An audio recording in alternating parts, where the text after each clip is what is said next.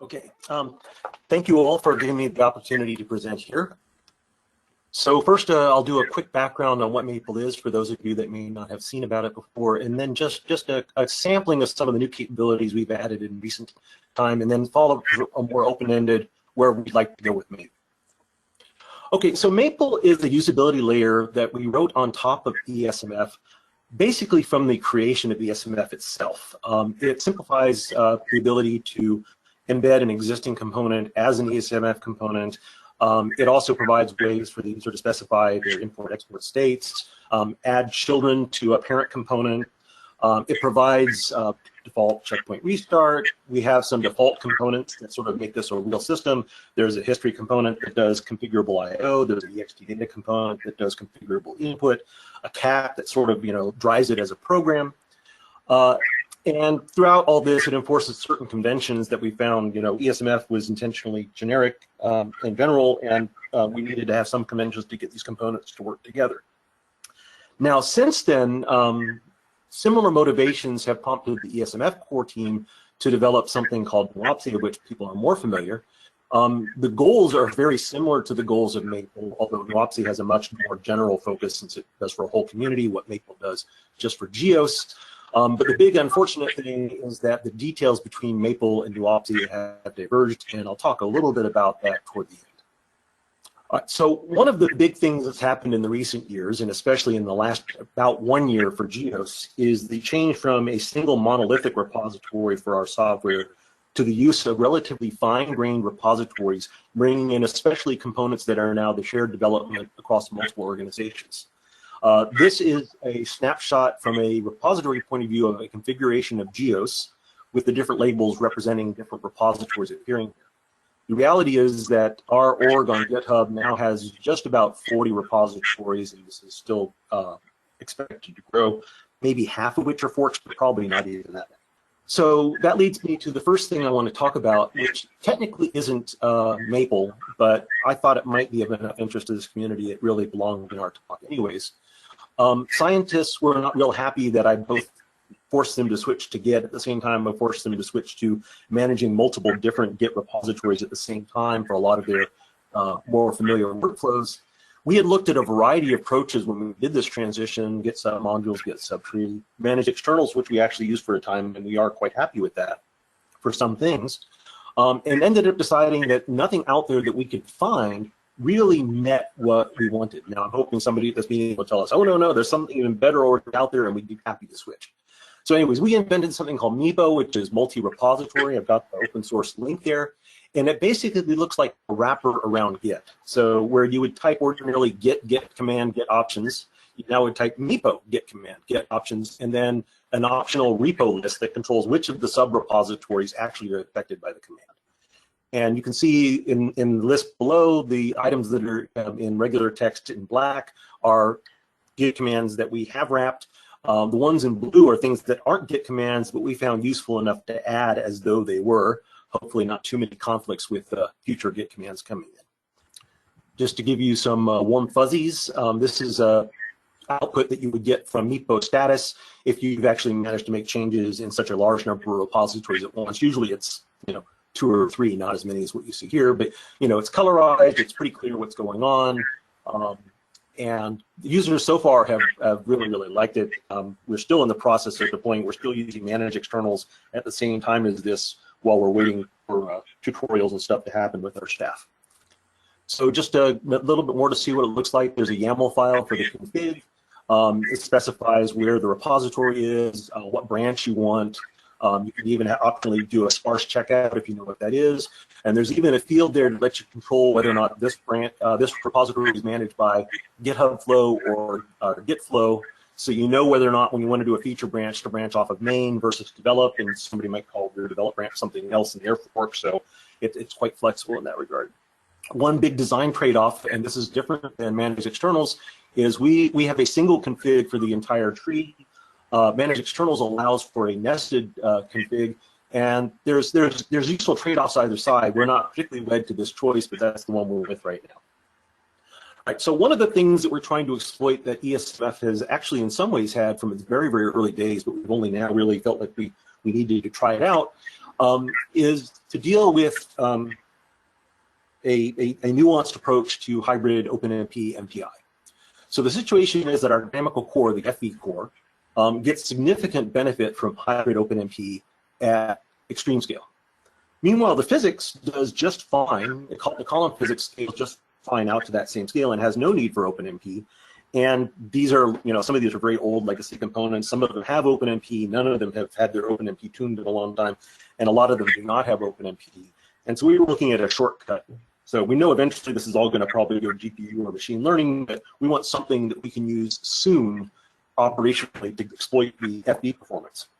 And so what we're doing is ESMF has the ability to actually idle some of its threads on entry to another component, and then let that component use OpenMP internally. And one of the new things that ESMF added to help with this is the ability to do shared memory access to other PET's domains to be able to do the necessary copies to allow this to happen. And we've demonstrated this, ESMF demonstrated it as well with relatively synthetic examples, and it seems to work very, very nicely. We now have it implemented, getting correct results in our full system, but we are not getting good performance in general. And it looks like the pinning strategy, which in some sense sort of was miraculously working with the synthetic example, doesn't work for the full thing. I was hoping that we were going to have a clearer story by the time we presented, but that's just where things are now. Those that are curious can maybe ping me in a few weeks, and we'll find out if we have abandoned this or if it really seems to work. Okay, so coming back to our relationship with Nuap. So first, just to give you a little bit more reference to sort of the different design philosophies we do. A high-level view of a GCM, coupled GCM from Nuap would look like there's two Nuap caps or models, AGCM, OGCM, with a mediator in between and connectors to do the necessary exchanges. MAPL is a hierarchy, so the part that directly corresponds really is the three green boxes here. The GCM, which is a gridded component that has two children, which are the AGCM and the OGCM. And the GCM is responsible for any connectivities between those two. It can use ESMF to do the regridding as necessary, etc. It also, the MAPL system always brings along this history IO component and the data input component. And there's a cap that sort of just manages that is also a gridded component just for the point of coupling the history needs to be there. So some things that are driving this to work more smoothly with Nuap are two things. One, we would like to be able to export a MAPL component to be used within a Nuap architecture. And in particular, we're contractually obligated at this point to provide our go-kart gridded component, which has, order 10 children components itself, as part of the, and I apologize for those, it's not the NOAA UFS, it's the community UFS, but our interaction is through NOAA on this one. And so we have developed some capabilities to allow that, which I'll talk about in a moment. And another driver is there are some things in Nuap that MAPL never got around to developing. For instance, we have no concurrent execution capability, and we have a scenario where it might be nice to run a very, very expensive chemistry on a separate set of processes so that we don't slow down, say, some operational configuration, but giving the chemistry a much more real-time feel than having to wait for things to be written out to files and then ingested back in sort of offline. And so we're playing around with that. That appears to give you some performance advantages. It's not a clear-cut win on that one. All right, so next slide. Let's see how we actually couple with Nuap. So what we've created is a generic Nuap MAPL cap. So rather than a cap that is tailored for any given component, we have something which can take any MAPL component and express it as a Nuap cap by allowing it to sort of dive into the necessary internals of MAPL to pull out the things that Nuap needs. There are some subtleties with the order of initialization and such, but generally this approach can work. Had to make a few changes down in our very low level of MAPL when we make decisions about who's allocating the field. We have to allow for the fact that Nuap might have allocated the field rather than our usual rules from within MAPL. And we had to add a config file and some configuration reading in the MAPL cap in order to be able to know what it is that Nuap needs provided backup. But in general, relatively small changes to make. Okay, so this is the next thing I want to talk about. We call it provider subscriber services, but the basic driver here is that if you were to try to write things in best practices thoroughly encapsulated, you sometimes end up needing a lot more memory than you might want to use. So consider advection of chemistry. So an encapsulated way of doing this is that chemistry would provide its tracers as imports to dynamics, Dynamics, during its advection phase, would compute tendencies on those tracers and pass those as imports back to chemistry, who would incorporate those tendencies to get the new state. However, doing this requires an intermediate, at least about 150 3D arrays to store those tendencies, and that's a big memory footprint when chemistry is already a big memory footprint on the system. So our concept is to allow components to outsource services, which in the short term is a fancy way of saying that we're allowing them to modify what we otherwise consider as our internal state. A subscriber component, such as chemistry, can give explicit permission for the state to be modified, and the provider component is allowed then to go and actually directly modify the things that are in its imports. We've had this capability in terms of the memory savings for a long time in Maple, but it really isn't from Maple. There's a little bit of support coming from Maple. Mostly there's some ad hoc logic in other components that act as brokers that aren't even otherwise involved in this.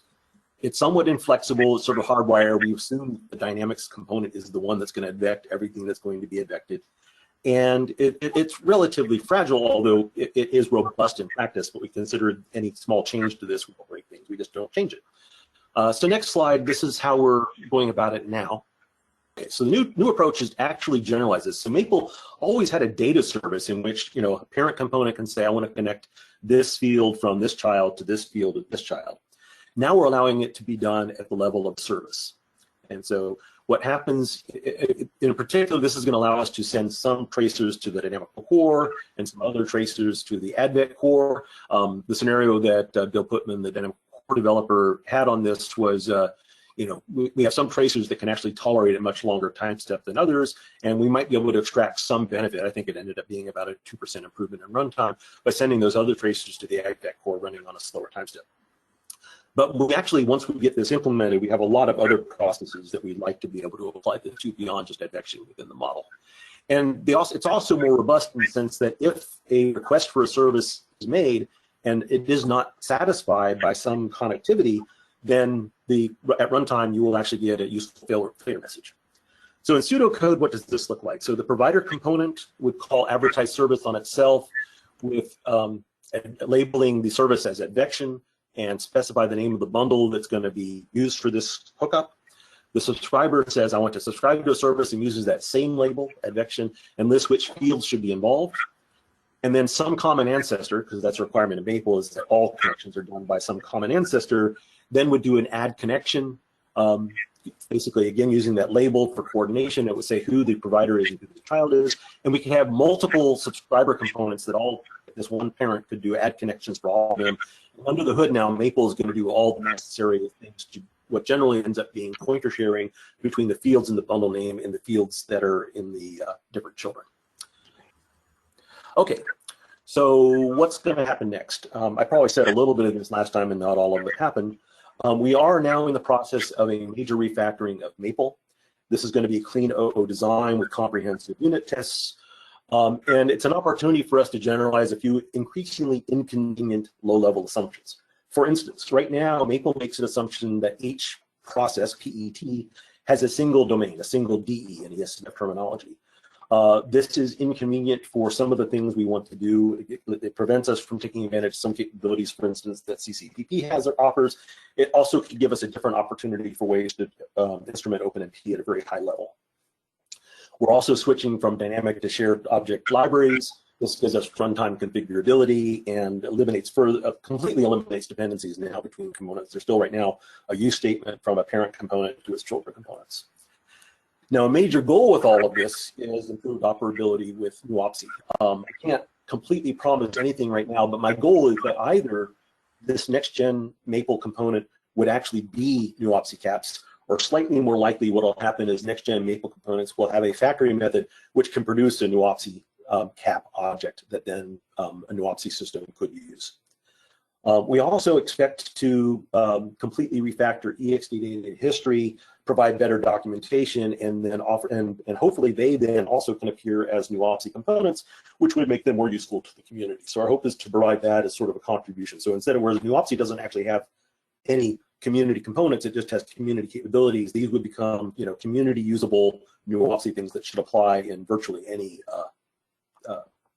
configuration that uses Nuap. So anyways, that's what I got, and I'm ready for questions.